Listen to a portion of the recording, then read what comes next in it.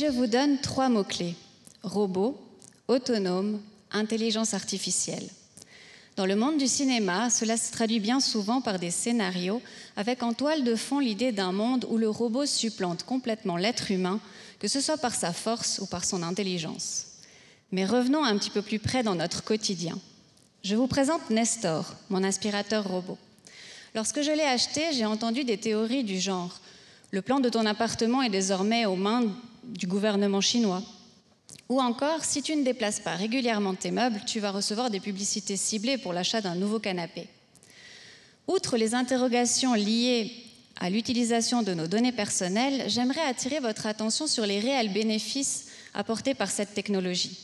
Je peux me concentrer sur mes projets ou sur mes loisirs, pendant que Nestor gère la corvée du ménage.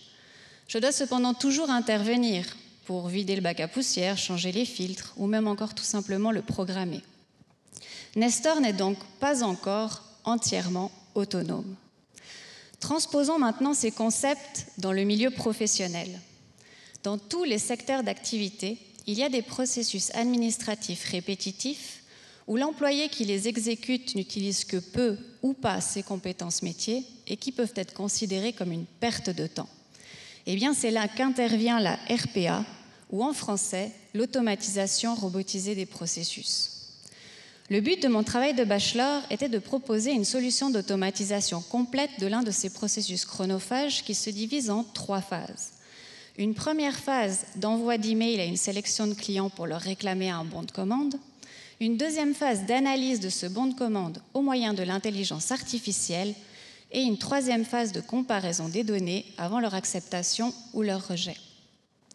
Au total, j'ai créé plus de 15 automatisations qui se déclenchent soit au moment de l'arrivée d'un email, soit au moment à une date précise, ou encore suite à une action effectuée par l'un des collaborateurs en charge de ce processus. Pour la partie visualisation, j'ai choisi de créer une application pour leur permettre de comparer les données, de les modifier si besoin, avant de les valider ou de les rejeter. En conclusion, je suis convaincue des réels bénéfices apportés par ces technologies dans le monde de l'entreprise. Loin de remplacer les employés, elles leur permettent au contraire de se concentrer sur des tâches à plus haute valeur ajoutée. Car comme avec Nestor, bien que le robot puisse effectuer de manière autonome une série d'actions standardisées, nous avons encore besoin de l'être humain pour des prises de décision plus complexes, voire même tout simplement pour programmer les robots.